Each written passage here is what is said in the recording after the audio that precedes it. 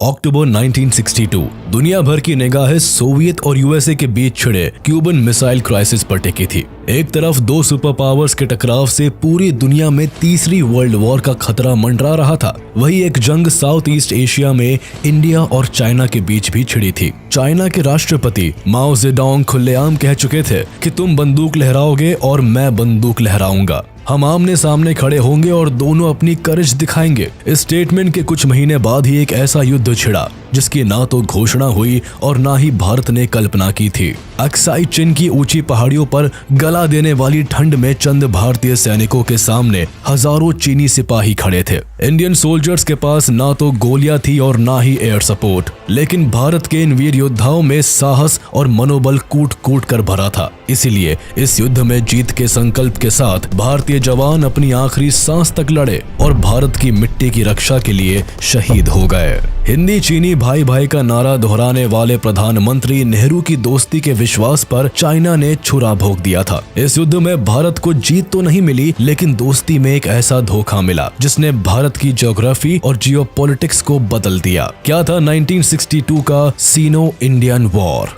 आखिर ये युद्ध क्यों हुआ था और भारत पर इसका क्या असर पड़ा? भाइयों बहनों साथियों और हम वतनों, हमारे सीमा पर जबरदस्त हमले चीनी फौजों ने किए। Independent India was a tender 15 years old when it was humiliatingly crushed by China. Chinese army launched a massive attack on India, both in Ladakh and in the northeast. China launched an invasion of the disputed borderlands. Thousands died in a short, bloody war which ended in a humiliating defeat for India.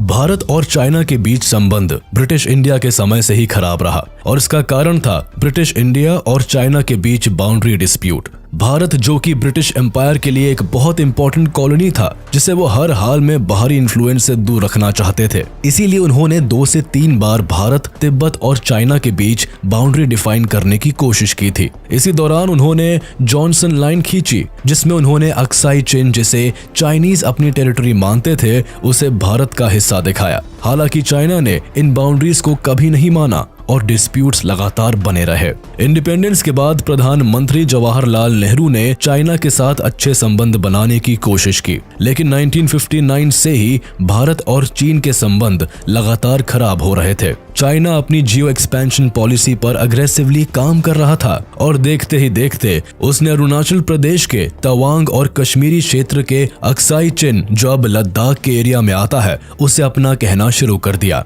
China का मानना था कि अरुणाचल और लद्दाख के areas China का भाग है और चाइनीज मिलिट्री ने मिलकर दोनों जगहों पर एक साथ धावा बोल दिया। अचानक हुए इस हमले से जवाहरलाल नेहरू अचंभित रह गए। चाइनीज आर्मी सीधे तरीके से अटैक करती चली आई और इंडियन लीडर्स वॉर कहीं ज्यादा एक्सेलरेट ना हो जाए इसी डाउट में रह गए। लेकिन सिर्फ बाउंड्री डिस्प्यूट्स ही इस वॉर का कारण नहीं था, बल्कि इसके पीछे कई ऐसे कारण थे जिसकी वजह से 1962 का वॉर हुआ और भारतीय जवानों ने मजबूती से इसका सामना किया। अरुणाचल प्रदेश को किसी तरह बचा लिया गया, लेकिन अक्साई चिन का हिस्सा हमेशा के लिए डिवाइड हो गया। भारत और तिब्बत ये दोनों ऐसे देश रहे हैं जिनके बीच हमेशा से ही अच्छे संबंध रहे हैं। इंडो तिब्बतियन ट्रेड, कल्चर और दोस्ती का अपना एक अलग इतिहास रहा है। वहीं दूसरी ओर चाइना के साथ भी भारत का रिलेशनशिप अच्छे टर्म्स पर रहा, लेकिन ब्रिटिश क्राउन के आने के बाद यहाँ की सिचुएशन बदल गई। मिड 19th सेंचुरी से ही इंडियन सबकॉन्टिनेंट पर पूरी तरह ब्रिटिशर्स ने अपना एम्पायर एक्सपैंड कर लिया था। वही चाइना में तब किंग डायनेस्टी पावर में थी। फिर 1846 में सिख एम्पायर के महाराजा गुलाब सिंह को हराकर ब्रिटिशर्स ने लद्दाख रीजन को अपने कंट्रोल में ले लिया एंड चाइनीज ऑफिशियल्स के साथ मिलकर लद्दाख रीजन की बाउंड्रीज को डिफाइन करने की कोशिश की। लेकिन दोनों ही पक्ष एक ट्रेडिशनल बॉर्डर को ही बाउंड्री मानते रहे, जिसे कभी डिफाइन नहीं किया गया। हालांकि काराकोरम पास और पैंगोंग लेक के सेक्शंस में ये लाइन वेल डिफाइंड थी, लेकिन अक्साई चिन के एक बड़े हिस्से पर बाउंड्री लाइन को कभी डेमार्केट नहीं किया गया। ब्रिटिश रूल के समय भारत और चीन के बीच 2 मेजर बाउंड्री लाइंस प्रपोज की गई थी, जिसमें पहली थी जॉनसन्स लाइन। 1865 में ब्रिटिश सर्वे ऑफ इंडिया के सिविल सर्वेंट W.H. जॉनसन ने भारत और चाइना के बीच जब जॉनसन लाइन को फॉर्म किया, तब इसके तहत अक्साई चिन को कश्मीर का हिस्सा बताया गया अब क्योंकि उस समय अक्साई चिन से लगा हुआ जिनजियांग रीजन चाइना के कंट्रोल में नहीं था, इसलिए चाइनीज ऑफिशियल्स को ये लाइन प्रेजेंट नहीं की गई। लेकिन कुछ सालों के बाद 1878 में जिनजियांग रीजन को चाइना ने फिर से कैप्चर कर लिया और जॉनसन लाइन को मानने से इनकार कर दिया। इसके बाद जॉनसन लाइन को दरकिनार करते हुए 1892 में चाइना ने काराकोरम पास पर अपनी बाउंड्री को मार्क किया और अक्साई चिन को जिनजियांग रीजन का हिस्सा बताया। इसी के साथ ब्रिटिश इंडिया और चाइना के बीच फर्स्ट बाउंड्री डिस्प्यूट की शुरुआत हुई थी। 1897 के बाद इसी लाइन को अर्डैग जॉनसन लाइन के नाम से बुलाया जाने लगा, क्योंकि British director of military intelligence John Ardagh ने इस लाइन को ब्रिटिश इंडियन गवर्नमेंट से फॉर्मली प्रपोज किया था।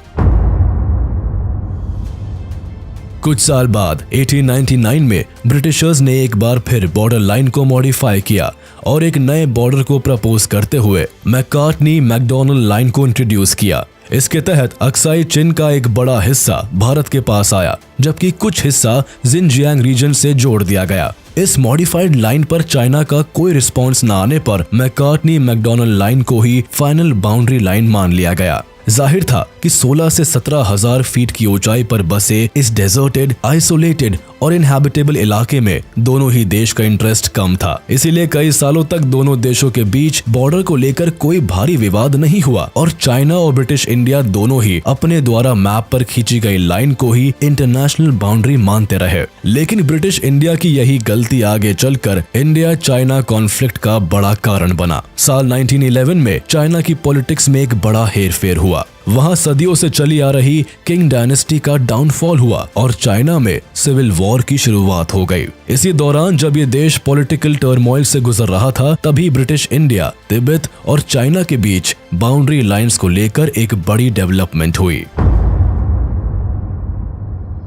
1914 में ब्रिटिशर्स ने वर्ल्ड वॉर 1 में कूदने से पहले तिब्बत, ब्रिटिश इंडिया और चाइना के बीच शिमला अकॉर्ड को प्रपोज किया। अब क्योंकि तब तक तिब्बत चाइना का पार्ट नहीं था, इसीलिए इस कन्वेंशन का मकसद हिमालयन रीजन में तीनों देशों के बीच बाउंड्री लाइन को डिफाइन करना और बॉर्डर डिस्प्यूट को सुलझाना था। यह समझौता खास तौर पर भारत के नॉर्थ ईस्टर्न सेक्टर में तिब्बत और ब्रिटिश इंडिया के बीच मैकमोहन लाइन के क्रिएशन के लिए था, जिसे गवर्नमेंट ऑफ इंडिया के फॉरेन सेक्रेटरी हेनरी मैकमैन ने बनाया था। ये लाइन भूटान के ईस्टर्न बॉर्डर से मार्क होते हुए ब्रह्मपुत्रा के ग्रेट बेंड तक मार्क की गई थी, जिसके तहत तिब्बत का ट्रेडिशनल रीजन तवांग भी भारत की टेरिटरी में लाया करता था। हालांकि ये accord British India, Tibetan government और चाइनीज रिप्रेजेंटेटिव्स के बीच नेगोशिएट किया गया था, लेकिन चाइनीज रिप्रेजेंटेटिव ने इस ट्रीटी पर साइन नहीं किया। उनका कहना था कि तिब्बत चाइना का ही सबऑर्डिनेट है और तिब्बत गवर्नमेंट एक सोवरेन गवर्नमेंट नहीं थी, इसीलिए उन्हें ये अग्रीमेंट करने का कोई हक नहीं था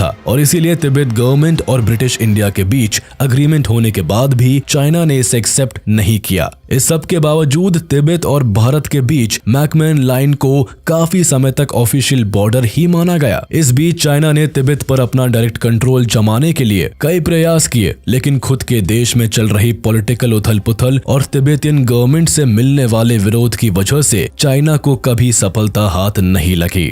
1947 में भारत को ब्रिटिश रूल से आजादी मिली और साउथ ईस्ट एशिया में दो नेशन भारत और पाकिस्तान बनकर उभरे।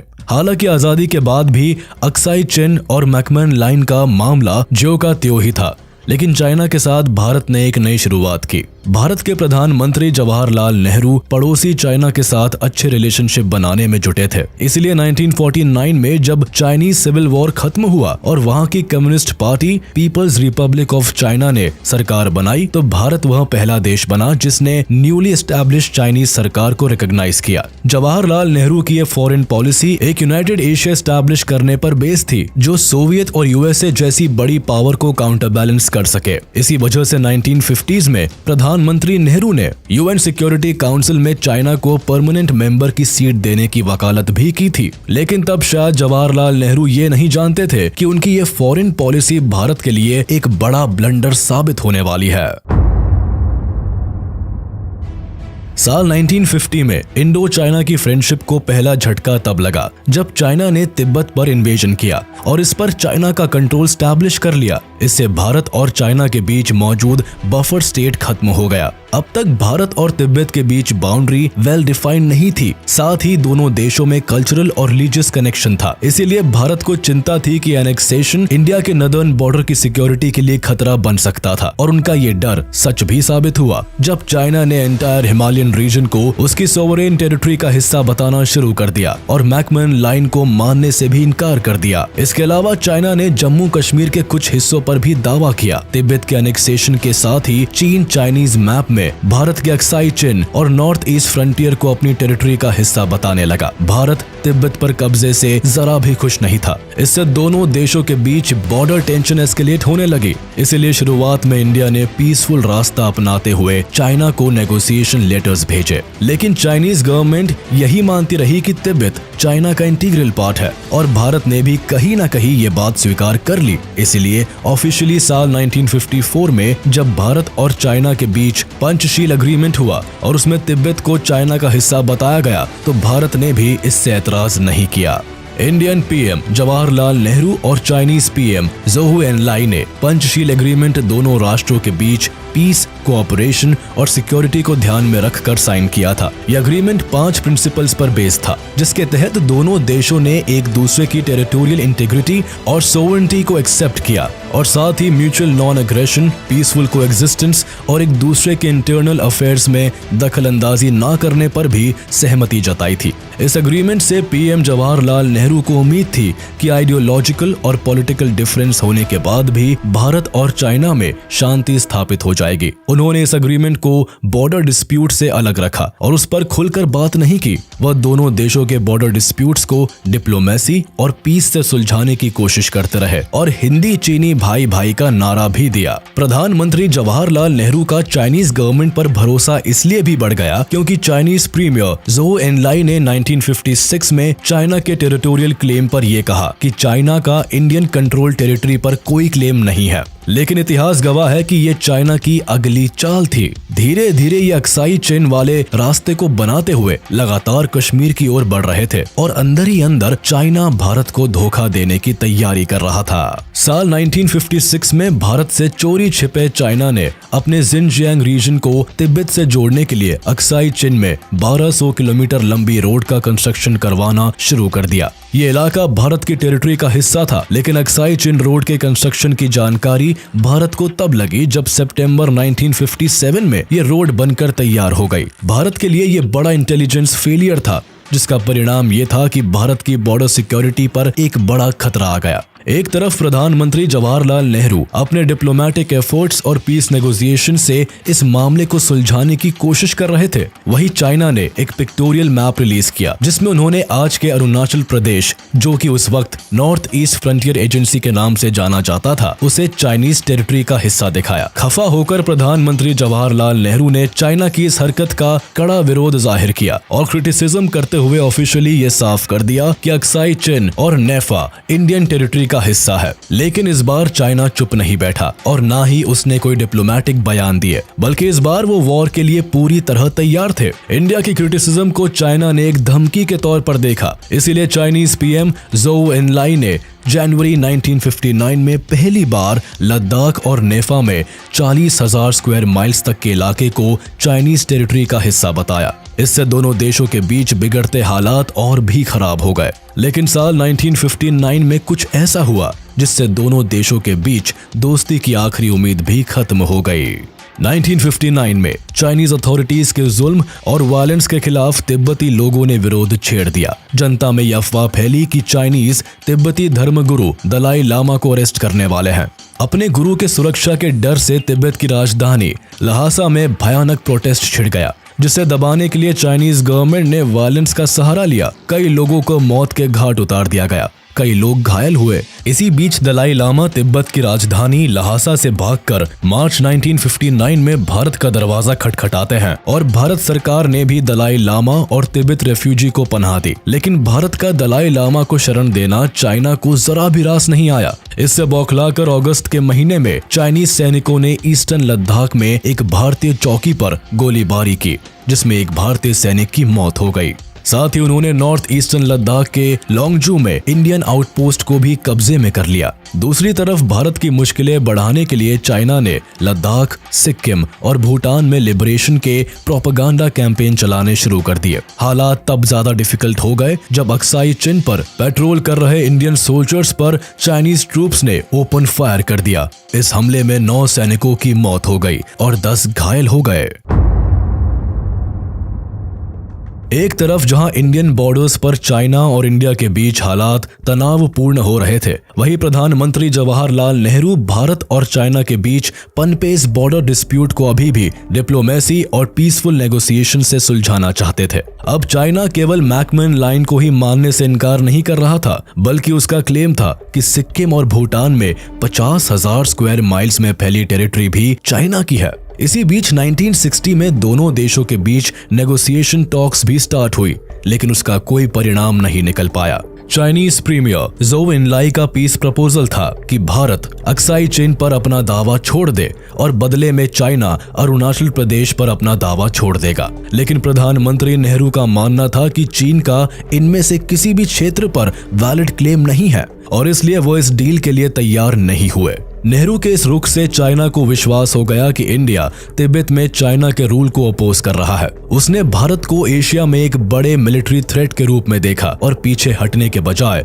अग्रेसिव बॉर्डर पेट्रोलिंग पॉलिसी को अपनाया और अक्साई चीन में 12,000 स्क्वायर माइल्स के इलाके को ऑक्यूपाई कर लिया। प्रधानमंत्री जवाहरलाल नेहरू चाइना को अक्साई चीन से विड्रॉ करने के लिए कहते रहे, लेकिन चाइना की अग्रेसिव पॉलिसी ने डिप्लोमेटिक टॉक्स पर पानी फेर दिया। दिसंबर 1961 में चाइना ने अग्रेसिवली इंडियन टेरिटरी के बॉर्डर में पेट्रोलिंग करना शुरू कर दिया। ऐसे में चाइना मिलिट्री फोर्सेस को रोकने के लिए भारत ने फॉरवर्ड पॉलिसी का सहारा लिया। इसके तहत इंडियन डिफेंस ने चाइनीज ट्रूप्स की सप्लाई को कट ऑफ करना शुरू कर दिया ताकि वह चाइनीज टेरिटरी में वापस लौट जाए। इसके साथ ही इंडियन ट्रूप्स ने खुद डिस्प्यूटेड एरियाज में पेट्रोल करना शुरू कर दिया। कई इलाकों में पेट्रोलिंग करते हुए भारतीय सैनिक इंडियन टेरिटरी से भी आगे निकल गए, जिससे दोनों देशों के बीच संबंध बद से बदतर हो गए। 1962 के समर और ऑटम सीजन में भारत और चाइना के बीच मिलिट्री कॉन्फ्लिक्ट्स बढ़ते ही चले गए, जिससे दोनों पक्षों के कई जवान शहीद हो गए।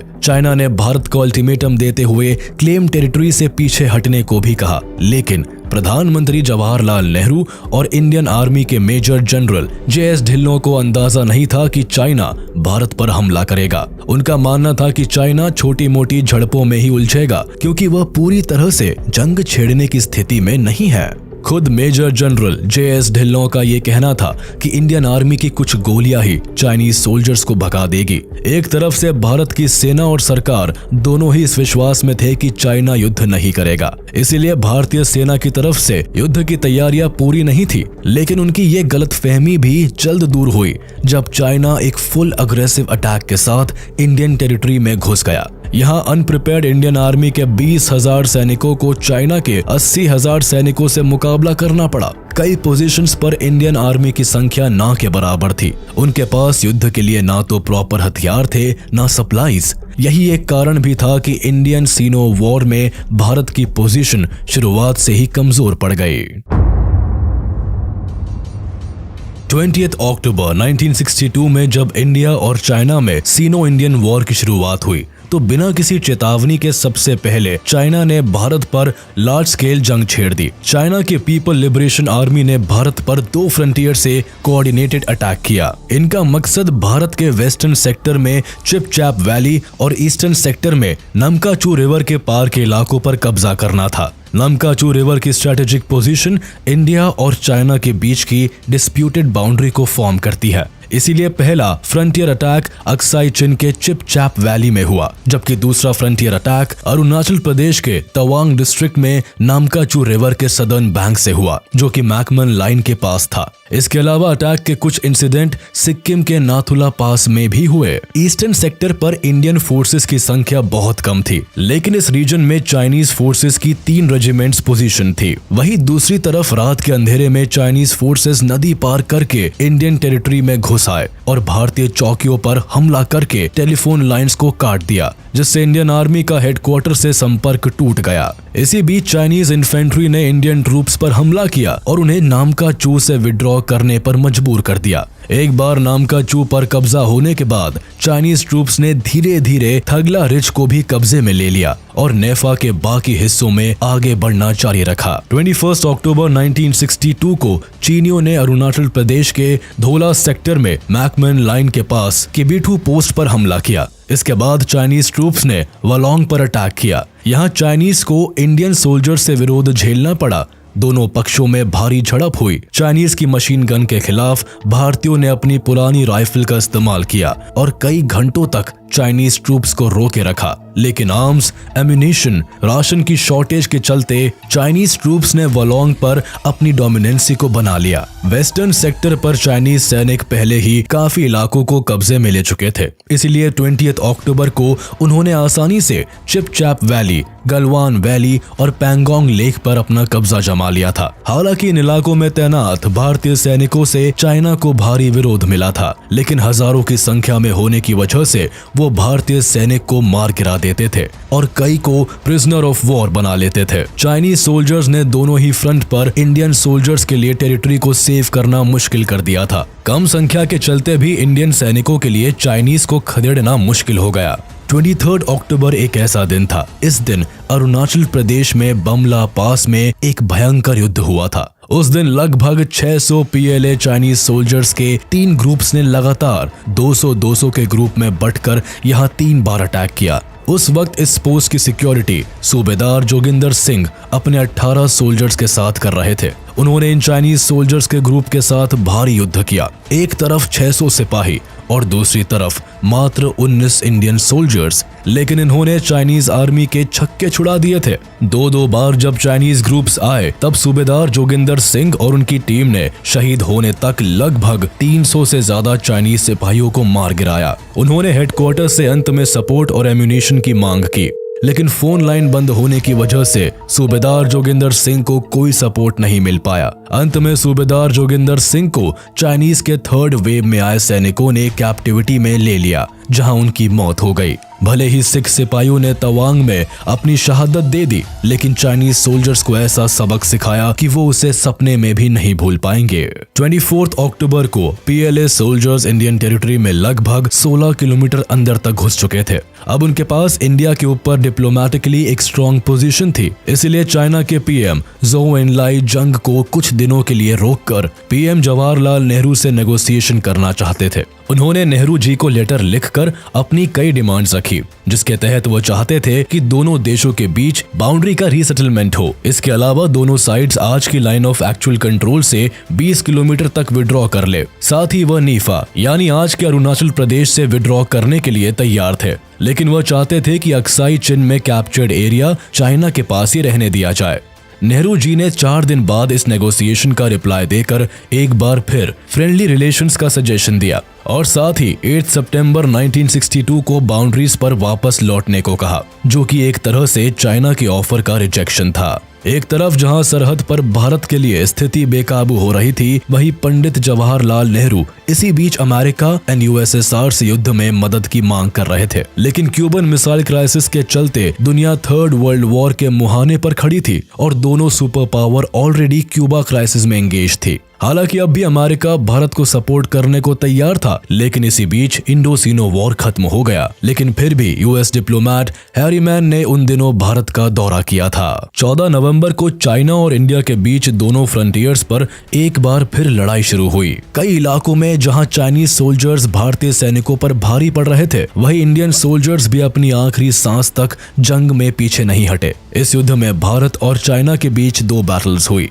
पहली बैटल ईस्टर्न सेक्टर के वोलोंग में और दूसरी वेस्टर्न सेक्टर में लद्दाख में रेजांगला पर। हालांकि 21 अक्टूबर को ही चाइनीज ट्रूप्स वलोंग में घुस आए थे और यहाँ उन्हें इंडियन सोल्जर से भारी विरोध भी मिला। लेकिन 14 नवंबर को युद्ध ने एक भीषण मोड़ लिया जब 6 क्यूमाओन रेजिमेंट के जवानों ने चीनियों पर पलटवार किया। हालांकि उनके पास कोई आर्टिलरी सपोर्ट नहीं था, पर फिर भी वो आगे बढ़े। कैप्टन BN सिंह और मेजर BN शर्मा की कमांड में 2 कंपनी के अटैक ने फर्स्ट फेज को अंजाम दिया, जबकि C और D कंपनी को पिंपल और ट्राई जंक्शन को डिफेंड करने को कहा गया। इस बीच चाइनीज और इंडियन ट्रूप्स के बीच हैवी फायरिंग हुई और भारतीय सैनिकों को इस लड़ाई में भारी नुकसान हुआ। लिमिटेड फायर सपोर्ट होने की वजह से वो ज्यादा देर तक नहीं संभाल पाए, लेकिन डोगरा सैनिकों को ट्राई जंक्शन को सिक्योर करने के लिए कहा गया। लेकिन इसके पहले वो ऐसा कुछ कर पाते उससे पहले चाइनीज सैनिकों ने ट्राई जंक्शन पर हमला कर दिया। अपनी ह्यूज पावर और स्ट्रेंथ के साथ चाइनीज सोल्जर्स ने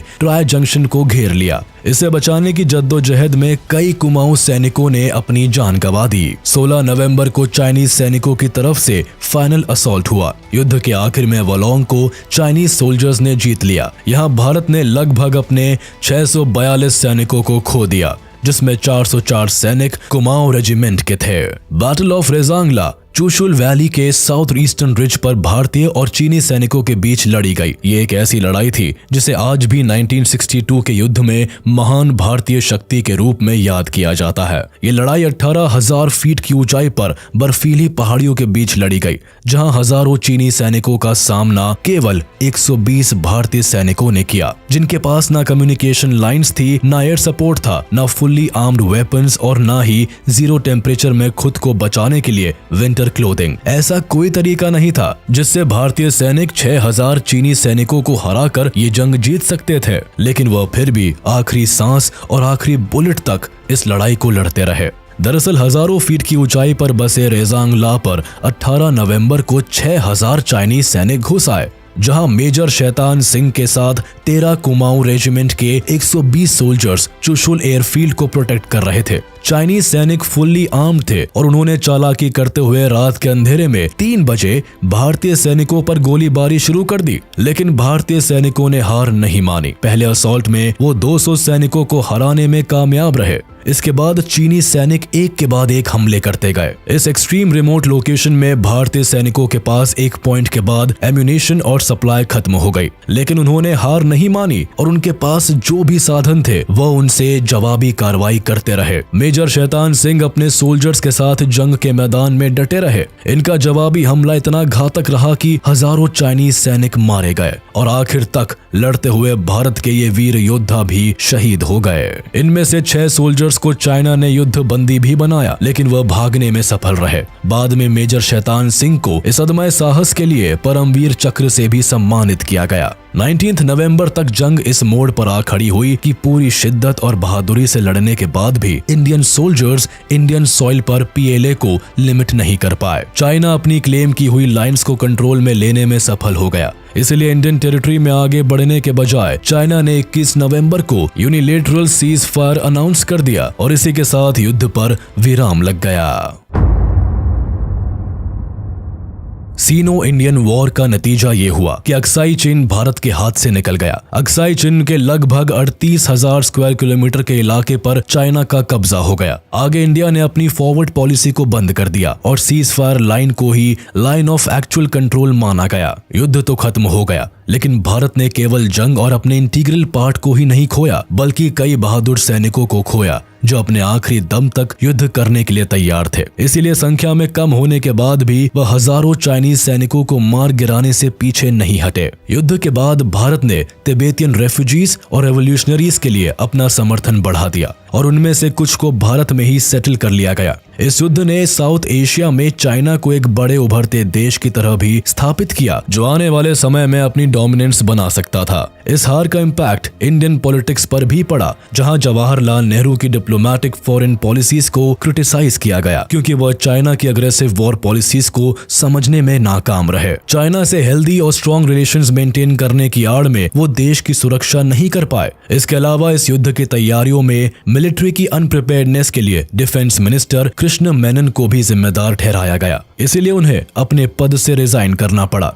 इसी के साथ प्रधानमंत्री जवाहरलाल नेहरू का चाइना के साथ मिलकर कोल्ड वॉर ब्लॉक के सुपर पावर्स के खिलाफ स्ट्रॉन्ग एशियन एक्सिस बनाने का ख्वाब भी अधूरा रह गया। लेकिन एक चीज जो बेहतर हुई वो ये थी, इस जंग ने भारत की डिप्लोमेसी से मामले को सुलझाने के अप्रोच को बदला। अपनी नेशनल सिक्योरिटी को ऊपर रखते हुए भारत ने अपनी सेना की कमजोरियों को पहचाना और वेस्टर्न नेशन पर डिपेंड रहने के बजाय अपनी मिलिट्री को मॉडर्नाइज करने की तरफ ध्यान दिया। इसी का नतीजा ये रहा कि एयरफोर्स और मिलिट्री में कई बदलाव किए गए। भविष्य में भारत एक शानदार मिलिट्री, नेवी और एयरफोर्स पावर बनकर उभरा और आने वाले सालों में भारत ने न्यूक्लियर वेपन बनाने की फील्ड में भी तेजी से कदम आगे बढ़ाया और उसमें सफल भी हुआ।